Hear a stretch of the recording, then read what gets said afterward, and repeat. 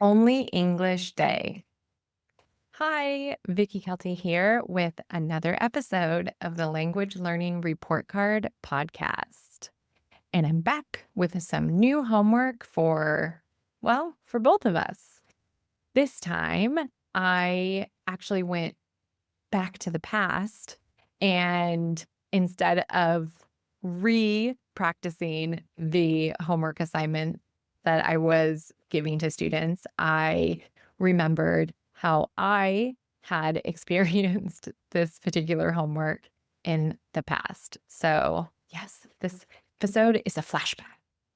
Today's homework assignment is to only use English on whatever day of the week you choose. So that could mean like if you live with another person who also knows English, then you could use English with that person and you would use it whenever you interact that day. Say it was Mondays or English Mondays. The grade for this assignment. Well, I will just tell you straight off the bat that both the Spanish and the French failed. I gave 20% to Spanish and 40% to French, but either way, it's two Fs, not passing. So why? What happened? It seems like such a fine idea. And it does. But I think that there do need to be, at least for my experience, some things to keep in mind.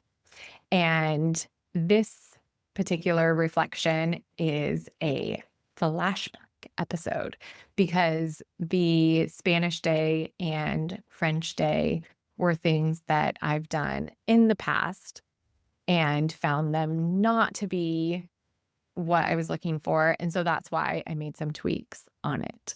And I know that when students use some of the homework that I give them or that they think of in class or that together we create, that they also do some tweaking to make it fit them. And that is what I hope you will do as well, using the original idea and maybe my own reflections to help you see, okay, here are some different ways that I could tweak this so that it would work for me. So, my Spanish flashback many, many moons ago, on many years ago, I was doing, I think it was Spanish Monday. And so my husband and I had decided that we would dedicate, or probably it was me, let's be honest. I had decided that we would dedicate Mondays to using Spanish. The problem was that not every Monday was a great Monday. So some days I had a bad day and I just wanted to vent about the day in English.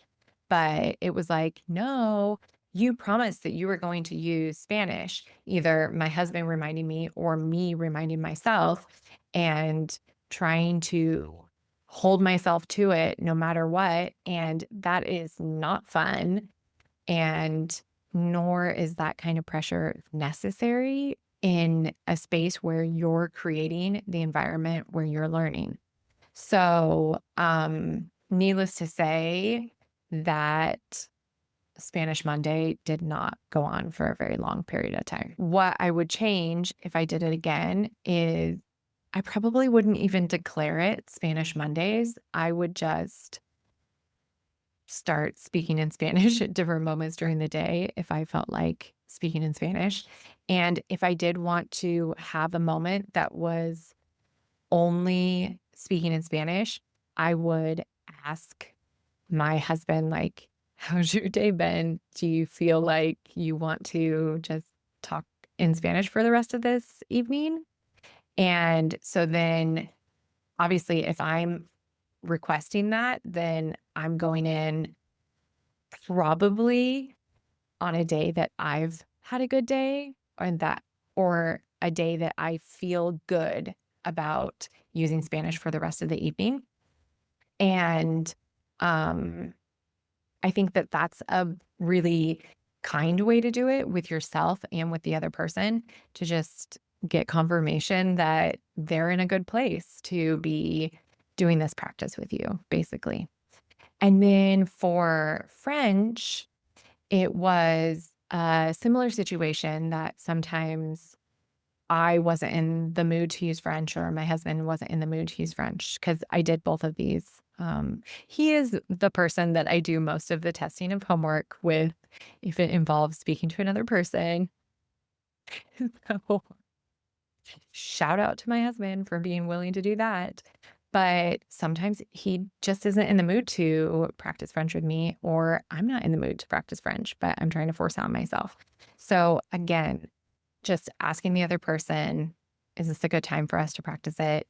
Even if you're really excited, the other person may not be. So it's probably kinder to respect that and just wait for another moment to practice.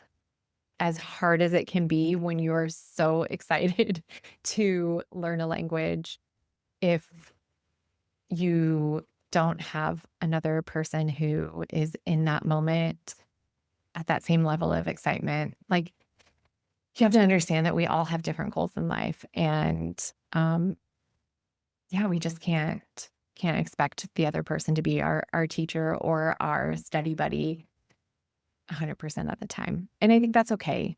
And I would just say that, yeah, ask them, ask permission before you submit them to that.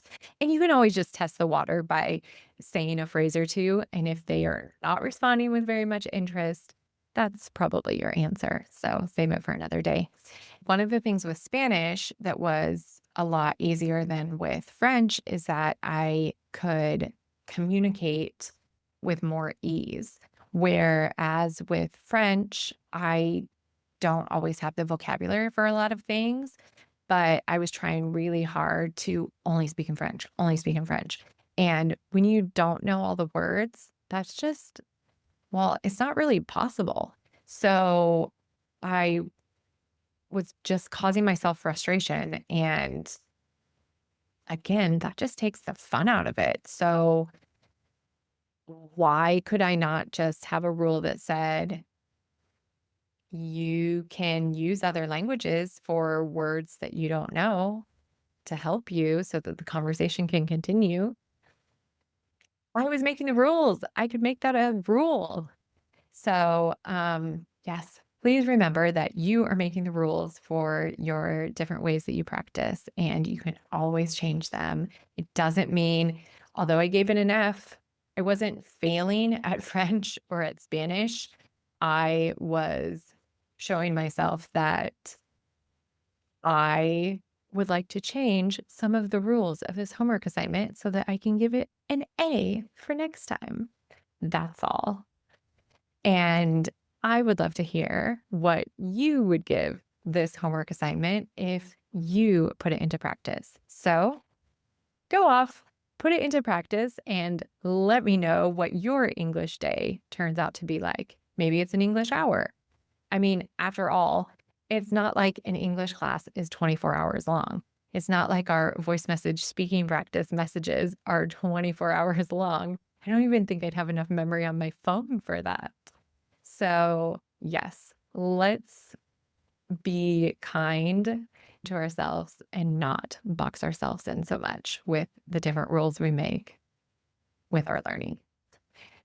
Happy learning to you. And if you do give this a try, be sure to send me an email at hola@vickykelty.com and let me know how it goes. Okay, that's all for now. Bye.